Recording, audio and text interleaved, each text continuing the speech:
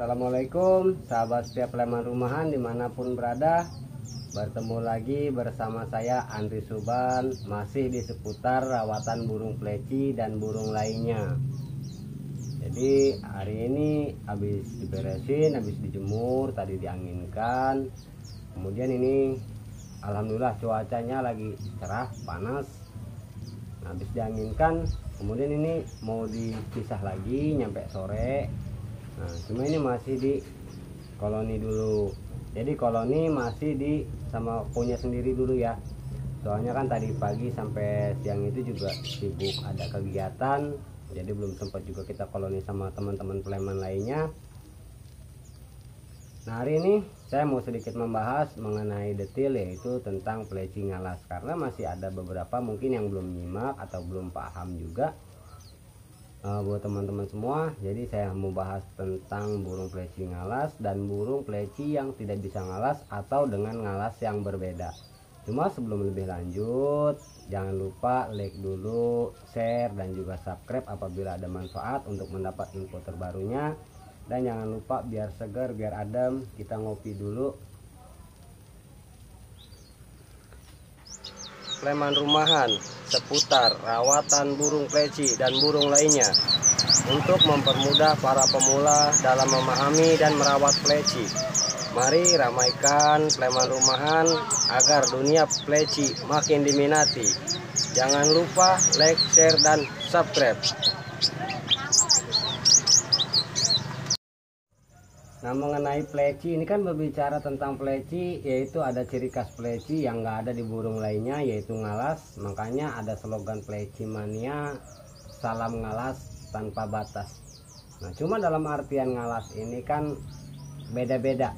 Setiap pleci punya khas tersendiri dan juga fasenya yang nggak selalu sama. Nah, kalau untuk Buxtoni atau dakun, beberapa jenis dakun ngalasnya sama, yaitu ngalas dengan seperti kol, cuma dia berirama. Ada bahasa 1 ketukan, 2 ketukan, 3 ketukan. Jadi ngalas seperti kol, cuma dia berirama. Beda sama ngalas rapat. Jadi beda sama dengan kol rapat. Jadi ada kol rapat, ada ngalas, itu ada beda. Nah, contohnya kalau kol rapat itu seperti ini.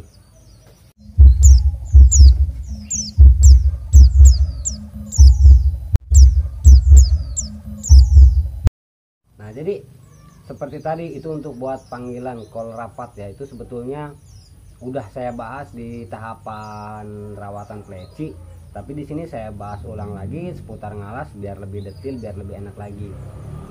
Nah, kemudian ngalas standar ada juga ngalas standar contoh singkat seperti ini.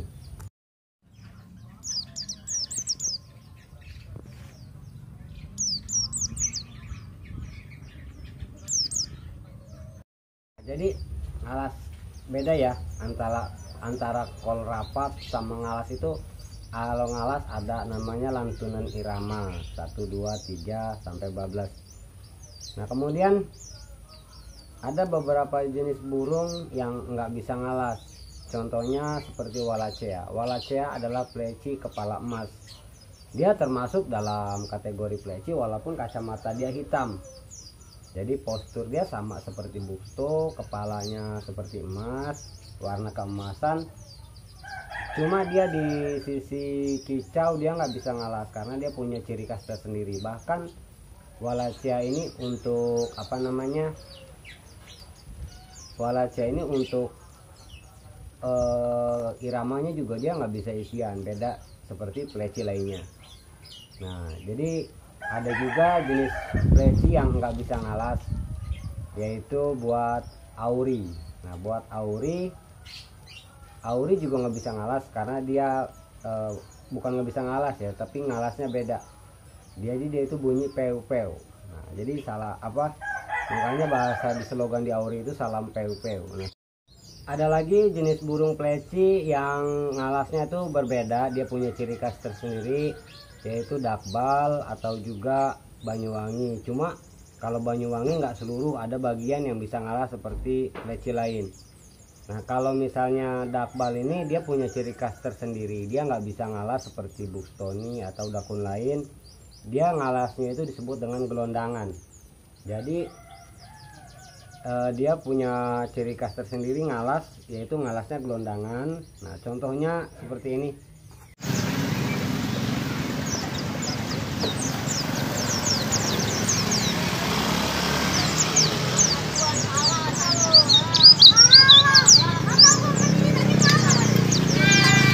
Jadi itu tadi dakbal tadi itu dakbal yang udah lama rawatan saya ketika di Jakarta.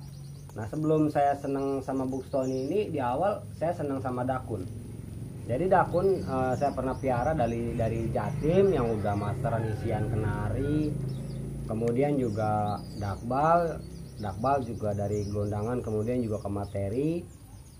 Nah jadi di sini mau saya sedikit bahas juga tentang dakun Bali biar lebih enak lagi. Nah jadi kalau dakbal itu punya ciri khas postur besar dengan dada agak bengkung ya, agak menonjol. Nah di sini bisa dilihat dari gambarnya, alisnya tebal, warna juga jreng, cuma kalau lama dia seperti bisa dibilang kusam. Cuma kalau untuk warna sebetulnya tergantung dari pakan juga, dari asupan gizi dia. Karena pleci salah satu burung yang misalnya dengan asupan gizi kurang, dia warnanya bisa pudar. Seluruh burung pleci baik Buxtoni mau dakun itu kalau gizinya kurang dia warnanya bisa pudar. Nah untuk dakun Bali ini di jenis dakun dibanding Buxtoni ya. Kalau dakun itu lebih cepat kebuka paruh walaupun tanpa doping. Nah saya memang dari dulu ya karena buat di rumah aja, memang tanpa doping, sekedar hiburan aja. Dakun itu bisa kisaran 5 bulan 6 bulan tuh udah bisa buka paruh tanpa doping. Nah kalau untuk dakbal sendiri 3 bulan itu udah masuk gelondangan, udah masuk ngalas. Kalau dakun Bali atau dakbal itu lebih lama di ngalas ke bongkar materi. Nah sebetulnya dia kalau ngalas itu udah buka paruh, cuma bedanya dia masih suara alami, dia belum keluar materi. Nah dari postur udah, kemudian rawatannya gimana cara biar dakun Bali bisa buat buka paruh, buat bongkar materi. Jadi mengganti gelondangan menjadi ke materi. Nah yang pertama, dakun Bali itu harus kuat jemur dibanding Buxto. Nah kalau Buxto ini contohnya tadi kelamaan jemur karena memang pas lagi rewang tadi itu saya jemur, saya tinggal karena cuaca memang lagi panas, udah beberapa lama nggak kena jemur. Nah kalau Buxto itu, nah ini mau langsung murung dia.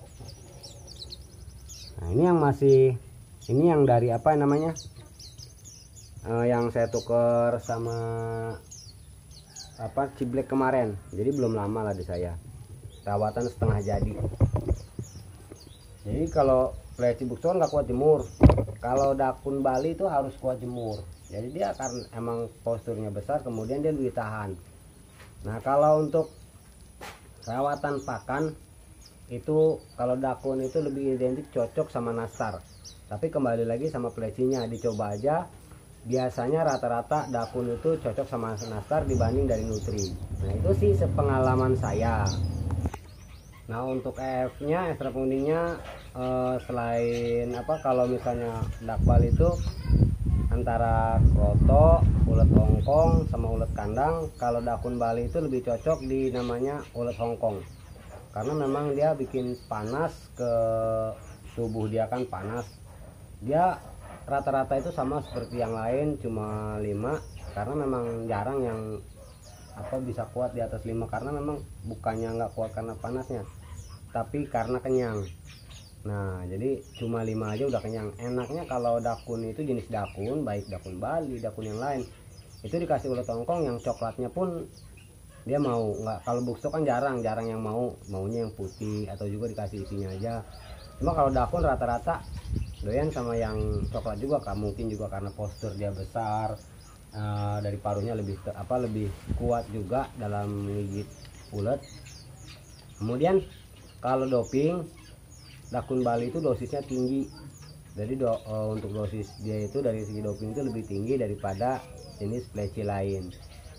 Nah dan kalau misalnya dia udah udah dirawat khusus, jangan lupa juga tetap yang namanya koloni, terus yang namanya untulan. Dalam segi burung pleci itu semuanya butuh.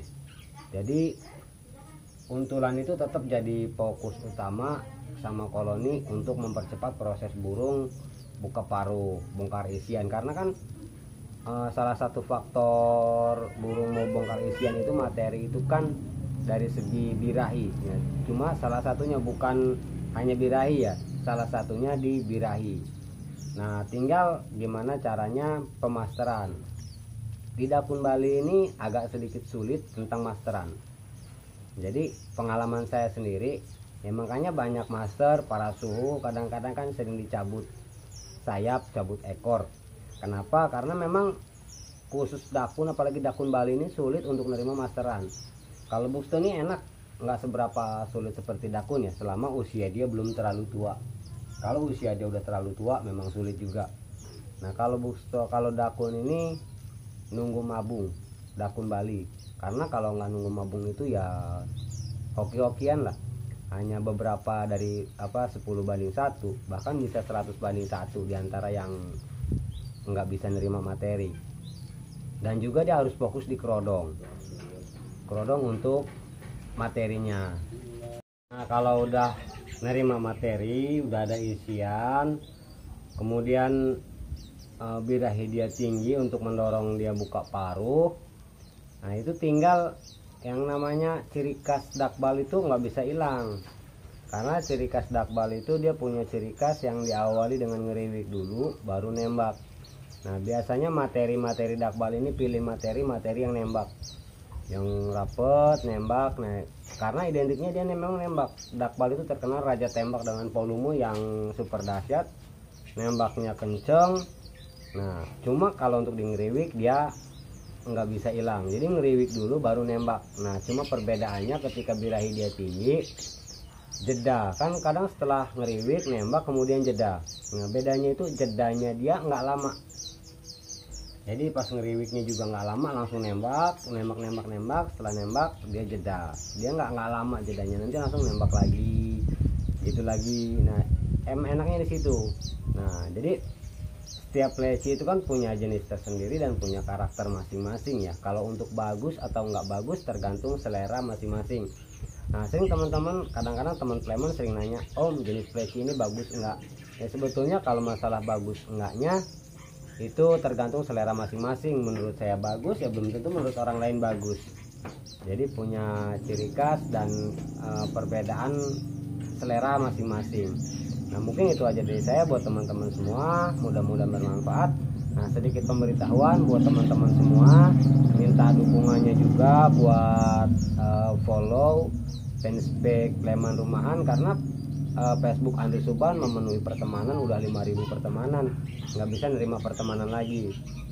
Nah jadi buat teman-teman semua minta follow juga, klik sama follownya di deskripsi bawah linknya, yaitu fanspage Pleman Rumahan.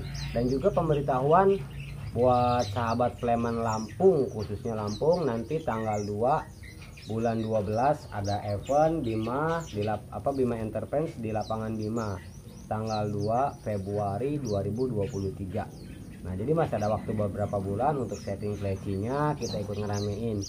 Nah sebetulnya jadi jangan sungkan, jangan malu lah. Burung saya sendiri kalau masalah faktor juara ya saya nggak berharap, karena memang ya saya sadar diri kualitas burung saya nggak sebagus punya teman-teman Pleman lainnya. Burah punya saya juga masih kadang ngeriwik, settingannya juga ya di rumah aja bisa gacor, digantangan kan belum tentu. Nah kan jadi di situ kita kumpul ngeramein koloni sesama antar Pleman, silaturahmi. Nah jadi punya saya aja yang cuma ngeriwik aja datang, masa punya teman-teman yang bagus nggak mau datang. Jadi kita kumpul bareng, duduk bareng, kita ngopi bareng di sana. Ditunggu tanggal 12 Februari 2023 di lapangan Bima Serdang, Tanjung Bintang.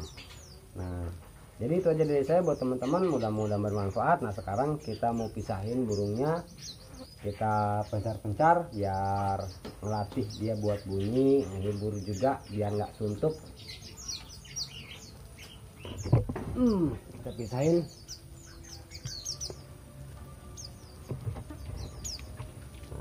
Jadi kalau saya gini, kalau itu dipisahin jauh-jauh, pencar-pencar kadang ditaruh di teras ini beberapa pleci biar gantung. Nah ini udah sore tapi cuaca masih panas, alhamdulillah cuacanya segar, dan juga buat ini, buat jemur plecinya biar lebih oke.